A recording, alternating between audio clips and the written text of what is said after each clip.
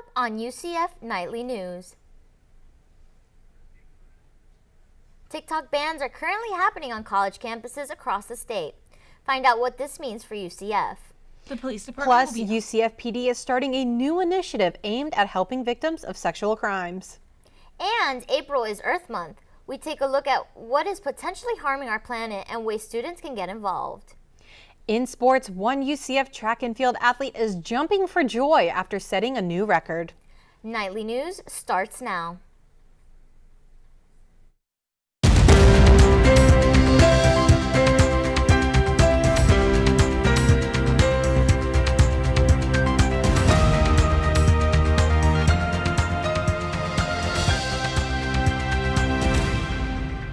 Good afternoon and welcome to Nightly News. I'm Jackie Cardentey. And I'm Caitlin Simpson. Today is Friday, April 7th, 2023. New today, a former UCF student faces fraud charges this week. UCF police say Sean Nicholson used UCF travel funds while he was not enrolled as a student. Court documents show the trips occurred between July 2022 and April 2nd of this year. Nicholson previously served in a role of finance and budgeting for the UCF Student Government Association. After his term, court documents say he was suspended from the university for, quote, academic deficiencies. He then transferred to Valencia College. We reached out to Nicholson for a comment, but did not receive a response by airtime. The UCF Police Department is investigating what they say is a hoax that occurred overnight. Police say they received a, quote, disturbing call about self-harm from a man claiming to be in Lake Hall, followed by a loud noise. Nightly News received the 911 call, but due to its graphic nature, we decided not to share with our viewers. The incident prompted a large police presence at the dorms. Officers say they went door to door but could not find the caller. It was later discovered that multiple other universities have received similar calls. We will bring you any updates on this ongoing investigation. About a month ago, Nightly News investigated the possibility of a TikTok ban on the UCF campus. Well, as of yesterday, the ban has now become a reality. Nightly News reporter Nicolle Osorio has the details. Yesterday, via email, UCF announced that it will block access to TikTok and other social media platforms on campus. According to the university, this ban comes as a result of an emergency regulation issued by the Florida Board of Governors because of cybersecurity concerns. 5 apps are now banned: TikTok, WeChat, Kaspersky, VK, Tencent QQ, and any other affiliated apps. Annabelle Conroy is a professor at the UCF School of Politics and International Affairs. She says this TikTok ban will be a talking point on First Amendment rights. The line, as you said, between freedom of speech and security concerns is, it's very fine, and it's very difficult to be able to balance those two in a way that won't violate the Constitution and the rights of the people. Professor Conroy also added that this ban would affect content creators and business owners that rely on the app. But how would this ban work? Well, if I'm connected to the university's Wi-Fi, I won't be able to access the app. So I would have to turn off the Wi-Fi. That way I would be able to scroll through TikTok using my own data. Now, how are students reacting? Chelsea Velez is a social media ambassador at UCF. She thinks this ban could have negative consequences. TikTok is the it app at the moment. And I think when you seclude yourself from being able to post on something, it is going to hinder you either way, whether that's your decision or not, right? So again, I think it's going to be a negative impact for the pure sake of the fact that most people are posting on it and using it to talk about what's going on at this very moment. As of right now, UCF declined to comment on this issue. In Orlando, Nicolle Osorio, UCF Nightly News. Any students or faculty with questions regarding the ban can contact the UCF IT Support Center. 2 UCF organizations hosted a protestival to voice their concerns against recent bills created by Governor Ron DeSantis. UCF Nightly News reporter Savannah Younger tells us more about this event. Kevin Martinez is passionate about teaching students about Florida government bills such as the Stop Woke Act and House Bill 999 that targets a variety of students, including the LGBTQ+ community, women, and people of color. I find even more insulting to think that grown adults cannot learn about diversity, equity, and inclusion. Organizers say this protestival is meant to build a community and combat racism. Students are using resources here provided by organizations such as the one behind me to support one another while the House Bill 999 plays a threat to DEI programs here. Jason Tashe, the co-chair of YDSA, says the government is not providing basic needs for students, causing this to become an issue. Not providing for people's basic needs. They're banning abortion, they're banning sex ed. We have a safe sex area where Planned Parenthood's given us some resources. We have condoms, things like that. Students believe a way to make a change in these bills introduced by DeSantis is to go out and vote. If they want to make change, vote. Also do other stuff. Do both. You can do both. In Orlando, Savannah Younger, UCF Knightly News. To learn more about these bills, you can visit flsenate.gov. Governor Ron DeSantis officially signed House Bill 543 into Florida law on April 3rd. This law, referred to by many as constitutional carry, makes it legal to carry a concealed firearm without the need of a permit as previously mandated. Florida is the 26th state to enact this legislation, and it will go in effect July 1st. In addition to these changes, the bill also requires the Office of Safe Schools to develop a threat management portal. It also establishes a firearm detection canine program to increase school safety. If you're swiping left or right on dating apps, you may experience some sort of trouble while using them here in Orlando. According to bestvpn.org, Orlando ranked number 7 on the list for least safe cities for online dating. The site says at least over 1,000 people experience some sort of fraud or violent crime. UCF student Cecily Sandone says as a queer woman, dating apps for her provide her a quick experience of meeting men and women, nothing that lasts long term. Made for like a quick fix, like you swipe right, you swipe left. You have to look at their bio really quickly, like 3 little question prompts. Like it's not made to like really deeply look into somebody. April is Sexual Assault Awareness Month, and statistics are showing sexual assaults are underreported on college campuses. Studies done by the Rape, Abuse, and Incest National Network, or RAIN, show that sexual assaults is one of the least reported crimes on college campuses. According to RAIN, 13% of all students experience rape or sexual assault throughout their college careers. They also say college women are twice as likely to experience sexual assault, and only 20% of female student victims report their experience to law enforcement.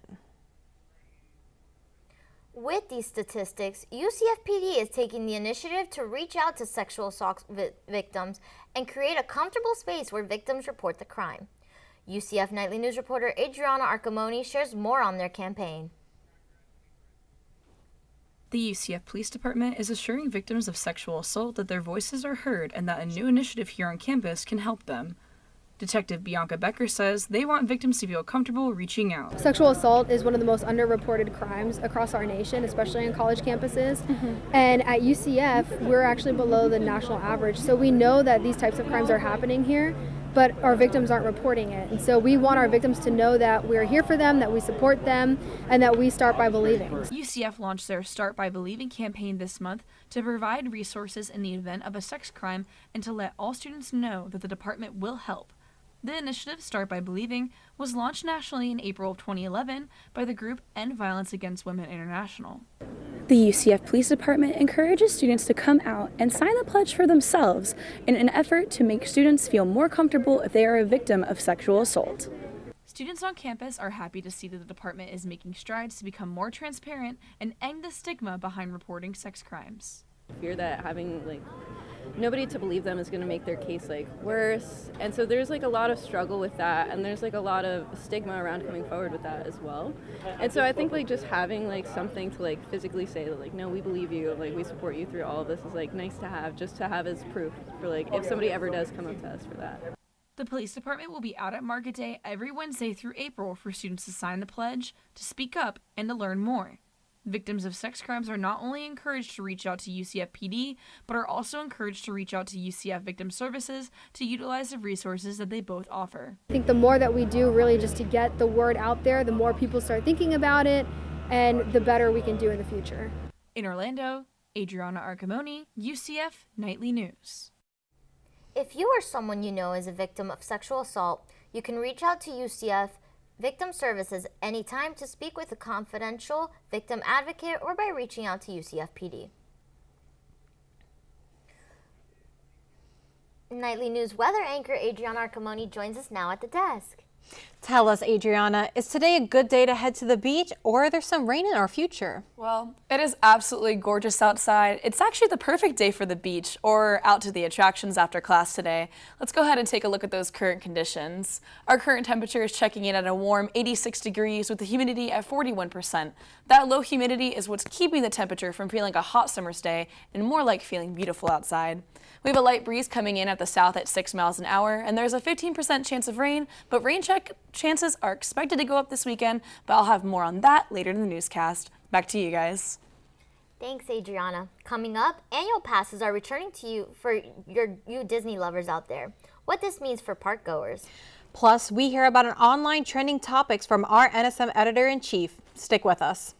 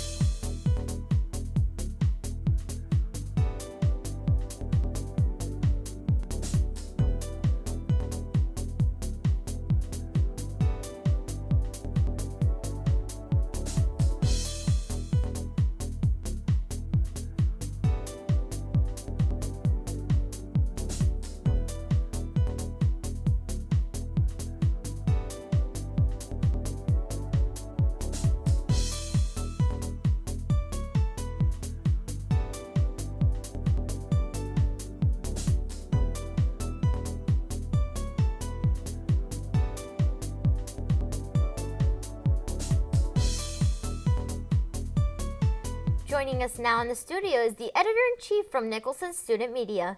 Caroline, what's trending in the NSM Today world? Here are our top stories this week on NSM Today. At number 3, we have search for missing 24-year-old continues after over a year after disappearance near UCF by Jackie Cardentey. This story is about a news break in the case of Vladek Hazel, who disappeared in November of 2021. At number 2, we have Students Fight Back Against Florida Legislatures and House Bill 999 by Gianna Ford. This story tells how the UCF chapter of the NAACP and the Caribbean Student Association are fighting against legislation that could bring big changes to education in Florida. Our top story of the week was Florida Bill Could Ban Drivers from Staying in the Left Lane by Jackie Cardentey. This story tells how one Florida bill could potentially ease traffic by requiring drivers to stay in the right lanes of highways with 2 lanes or more. To keep up with some of the latest news online, visit nicholsonstudentmedia.com. Back to you, Jackie and Caitlin. Thanks, Caroline. Annual passes will be returning to Walt Disney World for guests to use. Disney announced yesterday that the passes will be available for purchase. These will include Disney's Incredipass, Disney Sorcerer Pass, and Disney Pirate Pass. Since the pandemic, Disney restricted the purchase of annual passes and changed their names. Plus, one guest can access the park. For these upcoming annual passes, there will be a limited quantity of passes available, and passes may become unavailable to buy at any time. These passes can be purchased online beginning on April 20th, with options to upgrade as well. This year at UCF Celebrates the Arts, a never-heard-before performance was put on by the UCF Symphony Orchestra. On Thursday night, the ensemble let the world hear the first rendition of He Who Gets Slapped, an original opera written by Dr. Alex Bertsos of the UCF Music Department. The music is based on the 1914 play written by Landon Ardreyev and has been adapted to the film, Broadway, and now straight to the ears of the Orlando community. Bertso says he hopes those who heard his music can take away one message. I think that we have a misconception of opera as a dead art form, but that couldn't be further from the truth. And I hope that tonight's performance was a demonstration of that.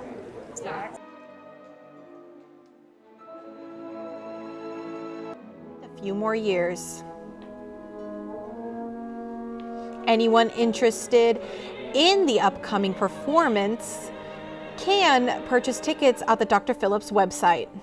UCF Celebrates the Arts will continue through April 15th. When we come back, we will give you all the details on the sunny weather we're having. And we dive deeper into the natural causes that may be leading to the deterioration of our planet. We'll be right back.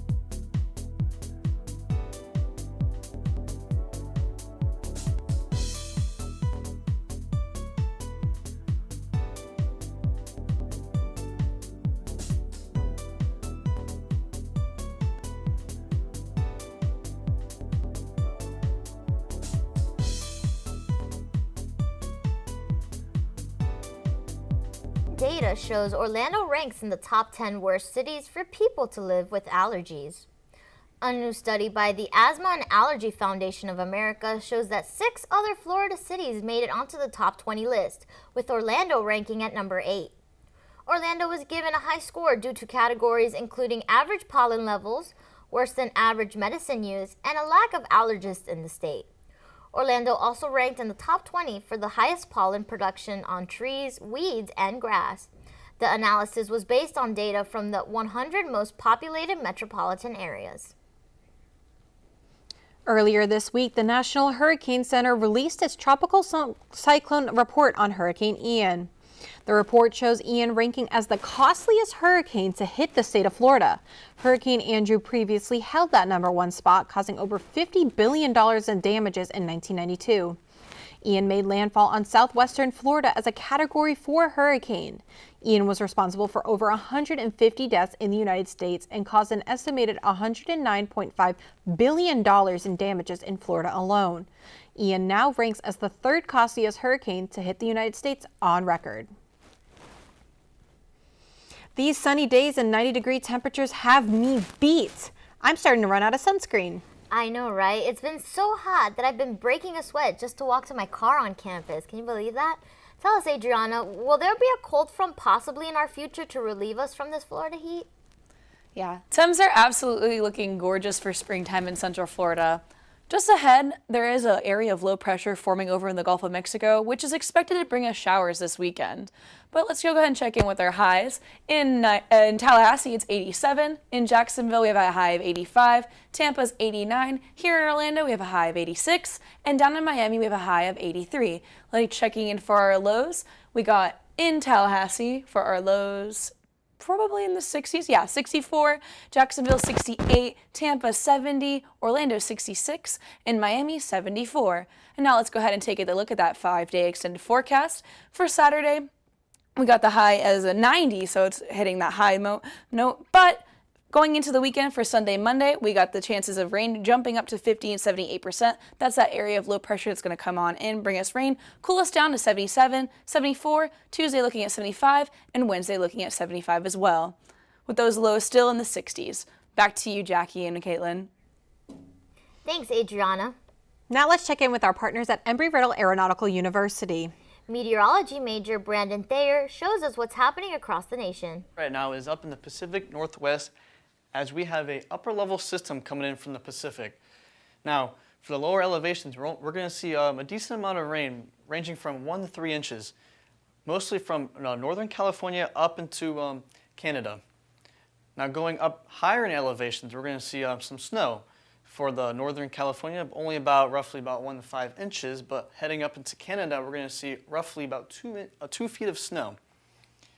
Switching gears to the southeast, we are going to see another system go through, bring in the potential for some flash flooding, anywhere from Louisiana all the way up to North Carolina. Now, with that flash flood potential, we are going to see temperatures dip quite deep, especially in the Atlanta area. Now, up here by Lincoln and Oklahoma City, 70 degrees, but heading toward more Florida. Florida right now is sticking out as a sore thumb from 84 degrees. April is recognized as Earth Month, and there are many things that continue to be detrimental to the well-being of our planet. Nightly News reporter Crystal Tisme gives us more about the problems affecting not just the planet, but our population as well.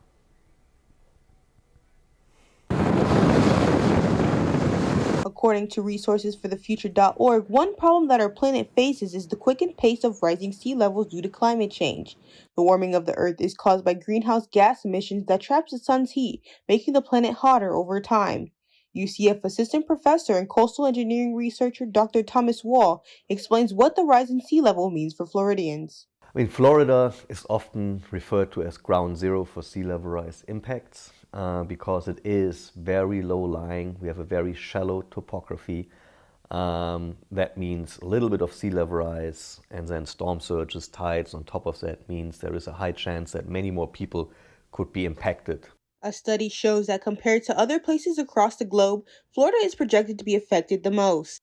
Resources for the Future reports that Florida's sea levels will rise faster than the global average. These beautiful waters behind me will not only affect people directly, but will also affect agriculture. Catherine Johnson, UCF Arboretum Land Management Coordinator and third-year biology major, explains why flooding affects vegetation and agriculture. Plants that are not adapted to inundated conditions, they would have the hardest time with this. They don't have the adaptations that are necessary to survive under consistently flooded conditions. This includes most crops, as well as upland vegetation. Johnson continued to say that students can combat climate change by minimizing their carbon footprint, by driving and flying less, reducing food waste, and even altering their diets to a healthier lifestyle. In Orlando, Crystal Tisme, UCF Nightly News.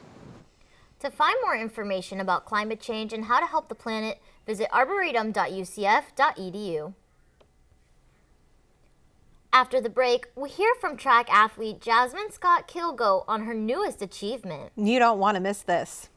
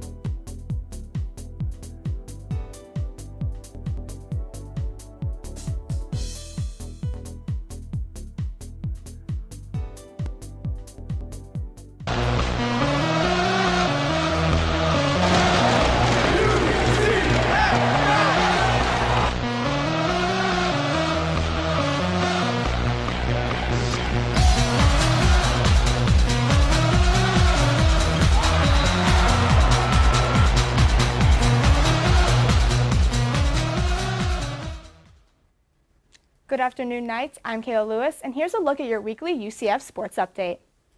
Jasmine Scott-Kilgo has dreamt of being a track star since she started jumping at 8 years old. Now she's breaking records. Previously, the 14-year record for the triple jump had held steady at 13.26 meters. Scott-Kilgo recently broke this record, jumping 13.29 meters. She says this achievement is monumental, and she's excited to see the season play out.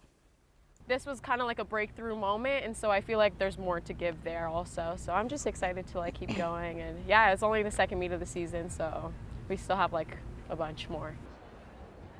Scott-Kilgo says that her determination has pushed her to strive for greatness. The Knights track and field team are just getting into their 2023 season and are already topping the charts.